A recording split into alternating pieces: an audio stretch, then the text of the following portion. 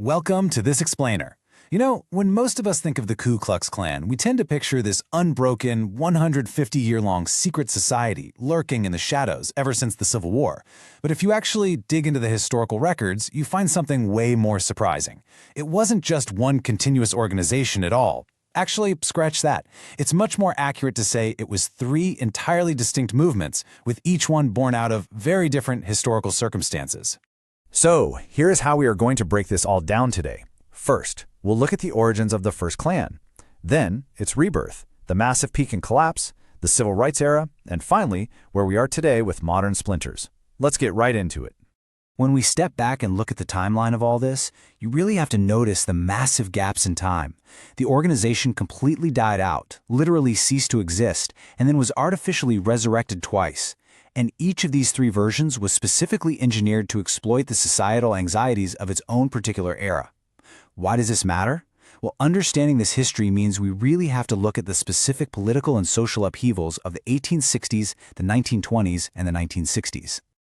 Okay, moving to Section 1, Origins. The first Klan, from 1865 to 1871. It all started in Pulaski, Tennessee, right at the end of 1865. 6 former Confederate officers started what was supposed to just be a fraternal club. But amidst the massive social and political upheaval right after the Civil War, the idea spread like wildfire and morphed into a totally decentralized Southern insurgency. Their main goal?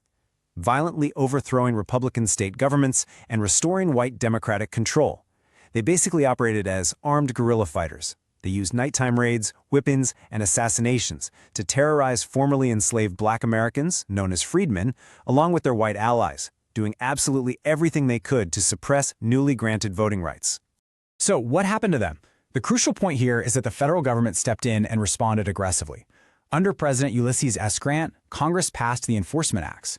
This was a huge deal because it allowed the federal government to actually use military force, suspend habeas corpus, meaning they could detain suspects without immediate charges, and prosecute these members in federal courts.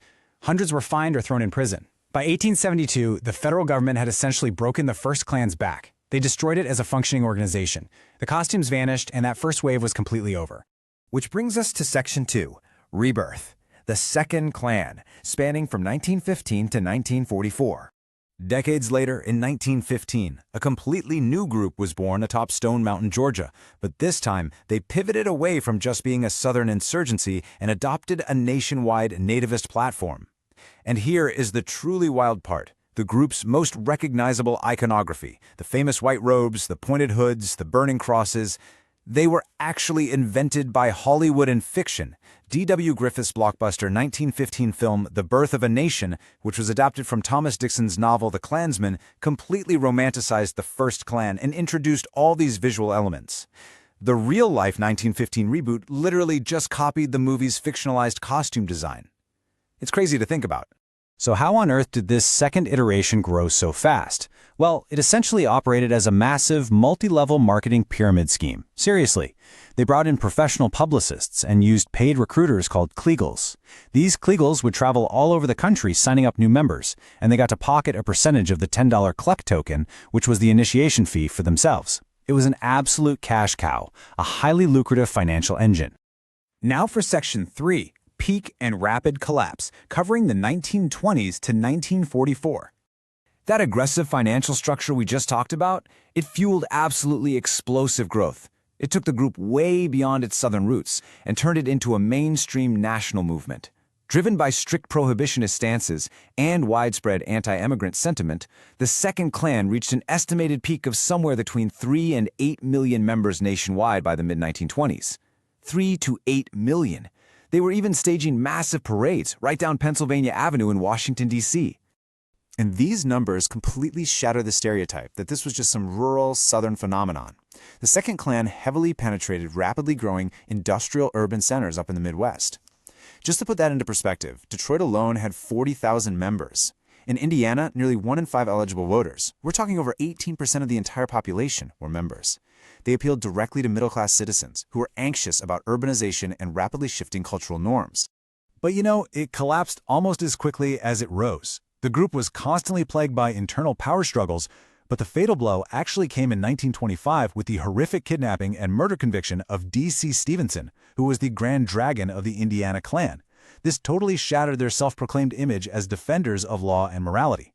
After that, membership absolutely plummeted, dropping from the millions down to just about 30,000 by 1930. Finally, in 1944, a massive $685,000 IRS lien for back taxes officially forced the Second Klan to dissolve for good. Moving to Section 4, the Third Klan Era, covering the 1950s to the 1960s. So, following World War II, a completely different, totally decentralized iteration emerged. Unlike that massive, organized national structure we saw in the 1920s, this third wave was notorious for extremely localized, brutal campaigns of terror. They were aimed at violently opposing desegregation and the growing civil rights movement in the South. These fragmented, independent groups used bombings and murders to instill fear, and tragically, this was sometimes done with the complicity of local police. They were responsible for some of the absolute worst crimes of the era, including the 1963 bombing of the 16th Street Baptist Church in Birmingham that killed 4 young girls, the 1964 murders of civil rights workers Cheney, Goodman, and Schwerner, and the 1965 murder of Viola Liuzzo. But once again, federal intervention and aggressive legal action played a massive role in taking them down. Heavy FBI infiltration, under a covert surveillance program known as COINTELPRO, created intense paranoia within their ranks. On top of that, massive civil lawsuits spearheaded by the Southern Poverty Law Center completely crippled them financially. For example, in one landmark case, the mother of a lynching victim, Beulah May Donald, sued the United Klans of America and won a $7 million penalty. That massive judgment forced the faction to sell off its headquarters and essentially bankrupted them entirely. Finally, Section 5, Modern Splinters and Symbols, from the 1970s to the present day. Today, the organization is just a shadow of its former self. Membership numbers have absolutely tanked, dropping from around 42,000 back in the mid-1960s down to an estimated 3,000 today, scattered across a few dozen competing factions.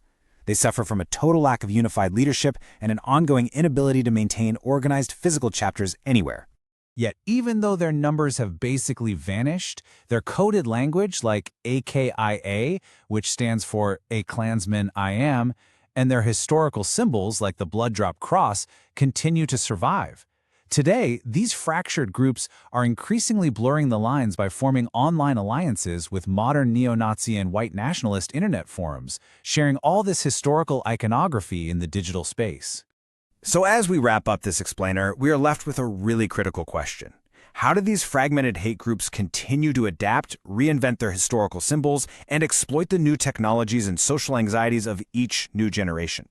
The Invisible Empire might have been broken 3 separate times, but understanding exactly how it capitalized on the distinct fears of 1865, 1915, and 1950 is absolutely crucial to recognizing how extremism continues to reinvent itself today. Thanks so much for joining me, and keep questioning the history behind the headlines.